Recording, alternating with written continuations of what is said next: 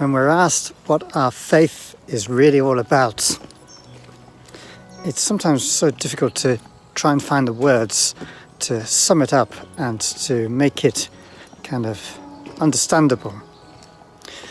But we have a visual image which really sums it all up, and that's the cross of Jesus Christ.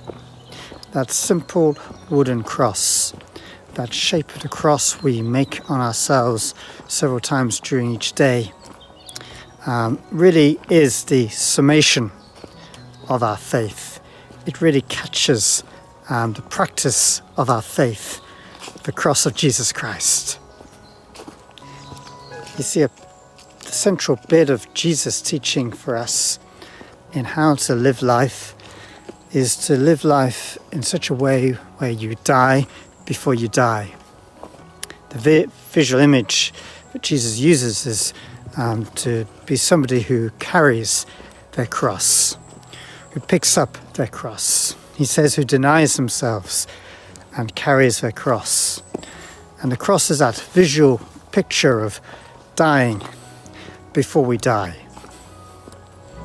It can sound so incredibly morbid, this whole picture and this whole visual representation. It can sound like and look like martyrdom from the outside. But as you begin to live in this way by picking up our cross and living in that sense of dying before we die, we find it's a discovery for real freedom.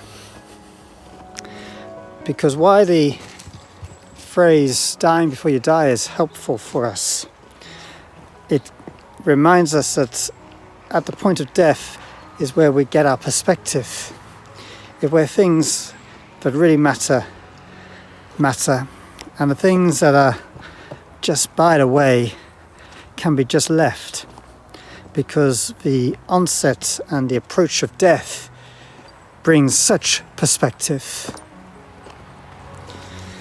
I'm privileged to be with many families in the preparation for funerals and in the organisation of those farewells that are done on a communal level for people and to reflect on their lives at the point of death. And it's such a common feature that in these times there is a wonderful perspective. There's usually such a grace and a kindness in the remembrance and in the recollection and in what is being said and given at that times. There is an honesty and integrity about it, but also there's a real kindness where we're consciously looking for what is good, because we're consciously looking for what really matters, because we've got the perspective of death. And so the carrying the cross, such a Christian symbol, is really is living with that perspective, not just in those final weeks of life, but to live it now, to understand what is really important now, to see with that kind of clarity, to not get weighed down by things which are petty, which kind of affect people's lives so much, but which have so little significance. Hold a perspective of dying before you die.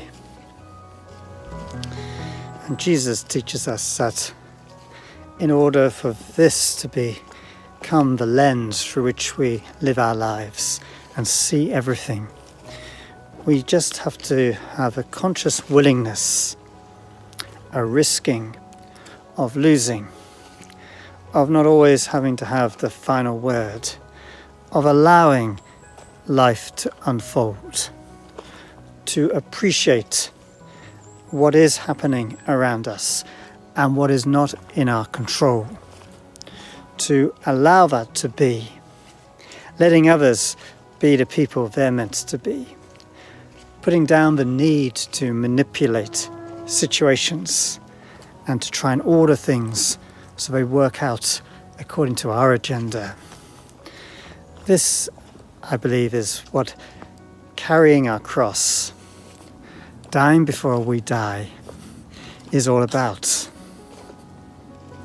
But there's a remarkable outcome when people do this, when they find this truth and they dare to live it on a day-by-day basis in an ordinary kind of way.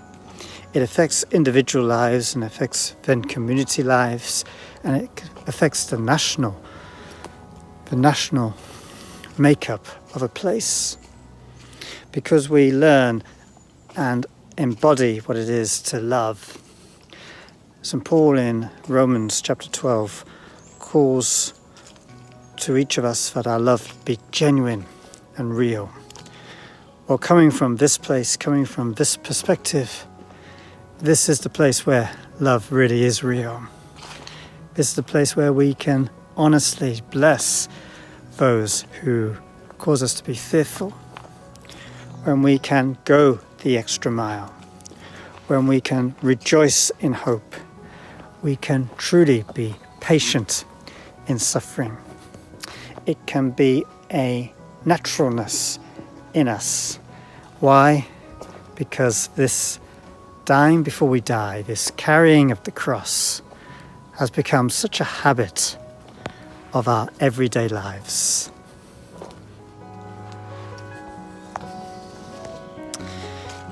Sometimes you hear some real bogus theories being taught about the Christian faith. One is that if we're to be mature in the faith, we must be able to explain, articulate, using theological particular words to explain our faith, where that is a bogus sentiment. It kind of encourages that we have to go on courses and be academic and learn things from books about faith. Well, that is not the case. That is bogus. To be mature in the faith is to be somebody who practices dying before we die, in the way we're thinking, in the way we're speaking, and then in what we're doing. To catch this perspective, that is maturity in faith. It doesn't happen overnight.